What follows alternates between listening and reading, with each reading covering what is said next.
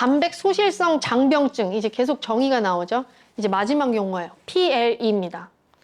PLE를 지금 앓고 있는 아이의 보호자님이 계실 수도 있고, 아니면 아직까지 장병증은 있지만 말씀드린 그 단백질이 혈액 검사에서 낮지 않은, 빠지지 않은 아이들도 있을 거예요.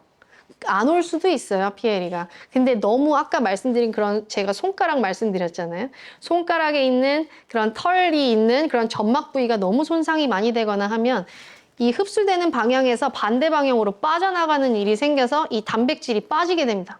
결국에는 혈액 내에 알부민, 방금 말씀드린 그게 굉장히 낮아지기 시작해요. 언제부터 그럼 PLE를 뭐 의심을 하느냐 이런 것도 있지만 그냥 낮으면 우선은 PLE로 얘기를 할 수는 있습니다. 근데 2.2 그렇다고 뭐 반드시 스테로이드를 줘서 이제 진짜 PLE가 오는 것 같아, 반드시 올리셔야겠어요, 이렇지 않아요. 얘의 장은 버틸 수 있는 만큼 잘 버틸 수 있습니다. 그래서 아까 말씀드린 단백질, 탄수화물, 지방이 흡수가 될 텐데 그게 반대로 빠져나가기 시작해요. 왜 단백질만 빠져나가냐를 궁금해 하신 적이 없나요? 아니, 왜 얘네들이 다 흡수가 되는데 측정이 안 돼요. 답답해. 내 혈액 안에 있는 탄수화물은 당이니까 이거는 이제 완전 다르고, 단백질은 측정이 가능해요. 아까 같이 그런 알부민으로 측정이 매우 좋아서 모니터링이 쉬워요. 지방은 그러면 어떻게 되냐? 지방도 낮아집니다. 결국 낮아져요. 콜레스테롤 수치가 떨어집니다. PLE에서는. 그래서 다 보고 계신 거예요. 근데 그 중에서 항상 PLE 이렇게 얘기를 해서 그렇지, 제 PLE 환자의 한 70%는 콜레스테롤이 엄청 낮아요. 지방도 흡수가 안 되고 있는 거예요.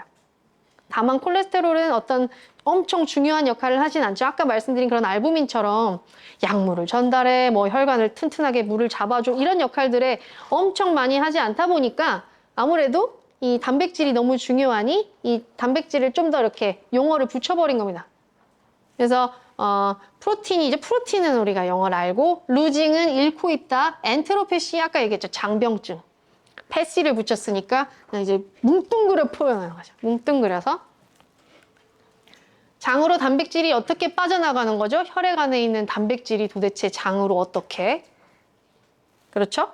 이 세 가지를 기억을 하시면 되는데 제가 거기다 일부러 책자에다가 붙여놨고, 단백질 자체가 아까 장의 그 털이 망가지면서 흡수 자체가 덜 되기도 하고요. 그리고 그 점막 자체에 손상이 있으면 오히려 그쪽으로 빠져나가기도 하고, 세 번째가 중요합니다. 림프관을 통해서 많이 빠져나가요. 아까 림프관 뭐였죠? 가운데 있던 노란색. 그러면은 그게 같이 일어나면 특히나 더 콜레스테롤과 단백질이 함께 떨어지겠어요. 그래서 거기서 힌트를 얻는 경우가 많습니다. 아까 단백질은 제가 4가지나 된다 그랬잖아요. 근데 콜레스테롤이 떨어지는 경우는 그리 많진 않아요. 근데 예를 들어 방금 같이 단백질도 낮아, 근데 지방 중에 하나인 콜레스테롤은 주로 흡수에 의한 거니까 콜레스테롤도 낮아, 이러면 PLE가 오나 보다라고 조금 더 수의사는 생각할 수 있어요. 물론 콜레스테롤이 정상인 애들도 가끔 있지만, 그래서 실제 이렇게 보면 이 그림은 지금은 좀 어려우실 텐데 이 손가락이죠? 똑같아요, 제 손가락. 왼쪽이 정상이고 오른쪽이 비정상입니다.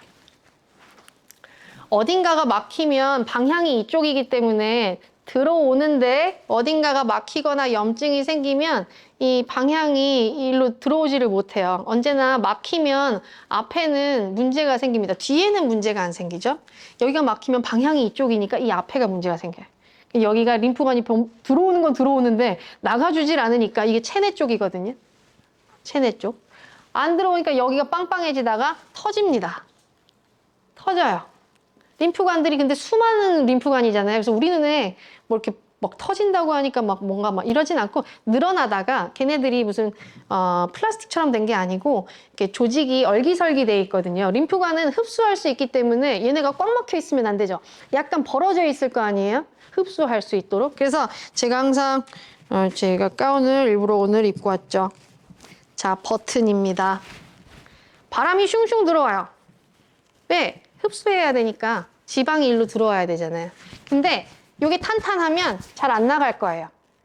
근데 얘가 들어오는데 제가 이제 몸이 좀 불어가지고 제 심지가 불어가지고 점점 이러고 있다 그러면 들어오는데 점점 빵빵해지고 뒤로 안 나가주면 여기가 터져요. 그래서 들어오지 못하고 다 나가게 됩니다. 림프관 확장증이 그겁니다. 뭐가 확장됐다는 거야? 들어가지 못해서 점점 빵빵해지다가 일부가 찢어지기 시작합니다. 림프관을 이루고 있는 세포들이 겨우 이렇게 하고 있었는데 왜 얘네들은 지퍼가 아니에요. 지퍼는 잘 안 터져요. 왜 지퍼가 아니냐? 들어와야 되는 곳이라 살짝 열려 있어요. 그러니까 더 쉽게 터져버리는 겁니다. 완벽했어요. 자, PLE는 그러면 뭐냐? 반대 방향이에요. 이제 이해가 돼요. 저 방향으로 들어와야 되는 게 어딘가가 막혀서 터지다 보니까 체내에 있는 단백질이 장내로 소실됩니다. 지방 아니었냐, 림프관? 지방도 맞다고 했어요. 콜레스테롤도 맞습니다. 근데 이 얘기를 콜레스테롤을 많이 하지 않는 거예요. 왜냐면 콜레스테롤이 낮다고 해서 갑자기 삶에 뭐 갑자기 흉수가 차고 복수가 차고 이런 건 아니니까. 그래서 방금 말씀드린 요 세 가지입니다. 아, 저러고 있겠구나. 우리 애기가 만약에 PL이다. 저 중에 무슨 일이 벌어지고 있겠구나. 여기 IBD를 제가 많이 말씀드리질 않았어요. 지금 계속 림프관 말씀드리고 있어요. 슬슬 림프관 얘기가 나옵니다. 자, 그러면 또 어떻게 되냐? 이렇게 여러 가지가 있는데 지금 보시면 맨 왼쪽이 정상입니다. 노란색이 점점 뭔가 빵빵해지고 이 림프관이 좀 확장된 거고요. 이거는 림프관에 염증이 이런 식으로 이 동그라미가 염증이거든요. 염증 세포가 림프관에도 있으면 얘도 흐름이 안 좋아지겠죠? 그럼 또 터지겠죠? 네 번째는 림프관이 지나가야 되는데 여기는 흡수하는 곳이고 여기는 뭔가를 분비하는 곳이거든요. 이 손가락의 여기 부분은 분비하는 곳, 여기는 흡수하는 곳입니다. 근데 여기에 염증이 생겼다고 칩시다. 여기에. 얘는 모식도여서 그렇지 이게 엄청 많을 거잖아요. 그럼 흐름에 방해를 일으킵니다. 그럼 또 터져요. 그리고 점막에 염증이 있다? 그럼 점막으로 아까 제가 그 세 가지 중에 하나인 점막으로 들어오려다가도 여기로 들어온 게 다시 다 빠져나갑니다. 그리고 여기는 아예 궤양이 일어나 버렸어요. 짧아지고 뭉툭해지고 그리고 여기 점막은 아예 탈락됐죠. 그럼 바로 새 나가 버리는 거예요. 들어와야 되다 보니까 얼기설기 돼 있는데 그런 것들이 다 터져 버리는 겁니다. 이가 제일 심각한 거죠. 이 환자들이 있냐? 제 환자는 다 이런 환자예요. 다 가지고 있는 거예요. 염증도 있어, 뭐 궤양도 있어, 림프관도 막 빵빵해져 있어. 이런 상황이 일반적인 조직 검사에서 나옵니다. 그럼 조직 검사를 하게 되면 많은 정보를 얻을 수 있는데 우리는 항상 조직 검사를 할 수는 없잖아요. 그래서 혈액 검사를 합니다. 최근에 입원했다가 태어난 환자고 알부민만 볼까요? 이 초록색 살벌합니다. 살벌해. 지금 보시면 0.9로도 와요. 겨우 살려서 막 집에 가는데 한 1.0으로 또 오고 1.7, 2.3 올렸는데 또 떨어지고 1.5, 1.7, 1.5 그러다가 0.8 2.0 올렸는데 다시 2.5 살아났나 봐요. 2.3 이게 2022년 3월부터니까 2년 2.0 이상인 적이 더 적어요. 그래서 숫자에 너무 많은 집착을 할 필요가 없다는 겁니다. 얘는 그럼 이때부터 스테로이드를 엄청 먹었을까요? 아니에요. 스테로이드에 의존했으면 이렇게 되지도 않았을 거예요. 왜냐하면 아까 그 방금 앞에서 보여드린 모식도에서 스테로이드에 반응하는 경우는 일부밖에 없어요. 그래서 여러분들이 스테로이드를 올리셔도 약이 안 듣는 이유입니다. 한계가 만약에 기전이 하나다, 염증만 있다라고 하면 들을 거예요. 어떻게든. 근데 그것만 있는 게 아니기 때문에 림프관 확장증이 같이 있을 수 있기 때문에 스테로이드에 의존을 하시면 안 들을 수 있다는 거예요.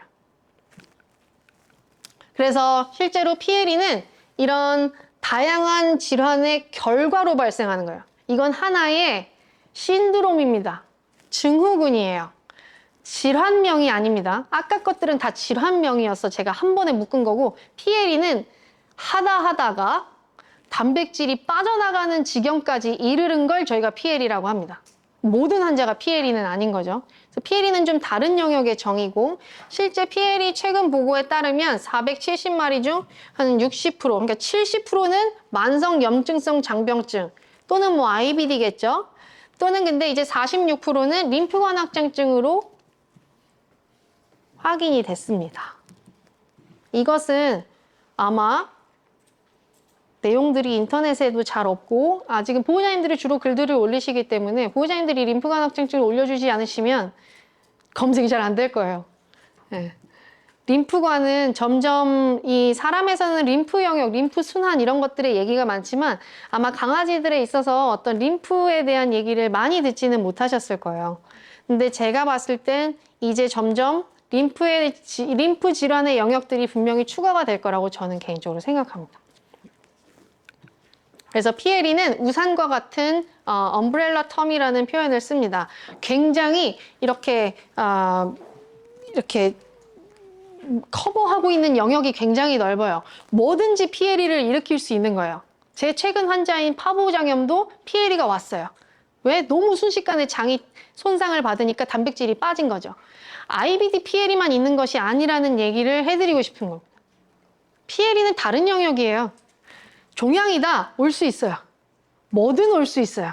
그래서 PLE와 IBD가 같이 가는 것이 아니고, 근데 IBD가 워낙 다들 많다 보니까 보호자님들이 IBD PLE라는 표현을 쓰시는 겁니다. 그래서 여러분들의 아이들이 이 중에서 무엇에 해당하는지, 또 한 가지냐 두 가지냐, 두 가지를 같이 가지고 있는 경우들이 굉장히 많고, IBD와 림프관 확장증을, 또는 아까 보셨던 그게 왜 그렇게밖에 될 수가 없느냐. IBD는 이 부분에 염증이 있는 거예요. 여기 살색 부분에 염증이 있는 건데, 이 살색 부분에 염증이 엄청 심해지면, 이런 염증이 엄청 심각해지는 상황이면 이 림프관이 영향을 안 받을 수가 있을까요? 쫄려요. 그럼 림프관은 흐름이 원활해지지 않으면서 또 터질 수 있습니다. 나는 얘가 스테로이드를 듣다가 만약에 어느 정도 되다가 갑자기 PLE가 더 심해졌어요. 그때 림프관 확장증이 같이 진행됐을 수도 있다고 상상하셔야 돼요. 우리 이제 상상할 수 있어요. 공부했기 때문에.